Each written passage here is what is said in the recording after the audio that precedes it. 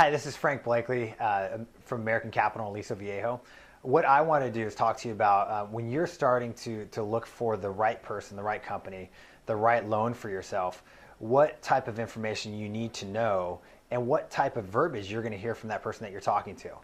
So some very important items that you need to know when you're calling that person up is, first, make sure that you have your current loan information in front of you. So what is your current loan balance? What is your current interest rate? And when you started that loan.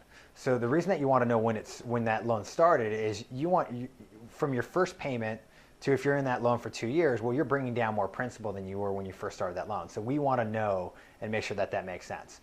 The other thing you want to know is the approximate value of your home, because we need to know what's called loan to value. So how much your home is worth compared to what you owe on it. It's a loan to value.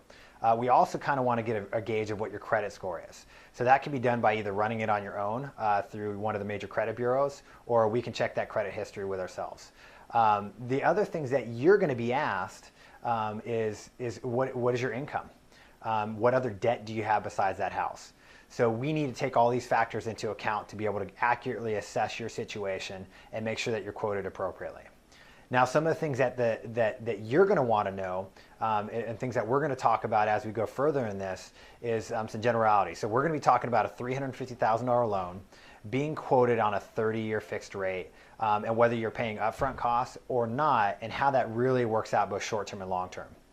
So today, when you're talking about closing costs are everything that needs to happen to get a loan actually financed. So it's actually running your credit. That costs money. The appraisal fee, title, escrow, all the people that actually do the work to get the loan actually financed. There are real fees in there, and there are real people actually doing that work. Then there was what's called an origination fee. Origination fee is based on whoever you're working with, the company and the loan officer. Well, that's how they get compensated. It's either a flat fee or it's a percentage of the loan amount that they're gonna work towards to get compensated.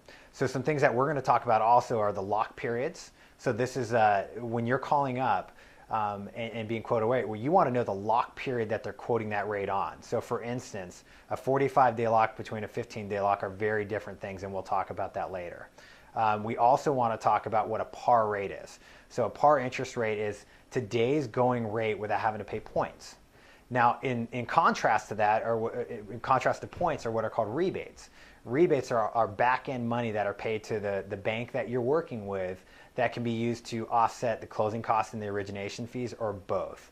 So what we're going to do is we're going to tie this all together and really show you how, when you're getting quoted a rate, one, that you're very well equipped to answer the questions that the person's asking on the other line, and two, you know exactly what you're getting when those quotes come out.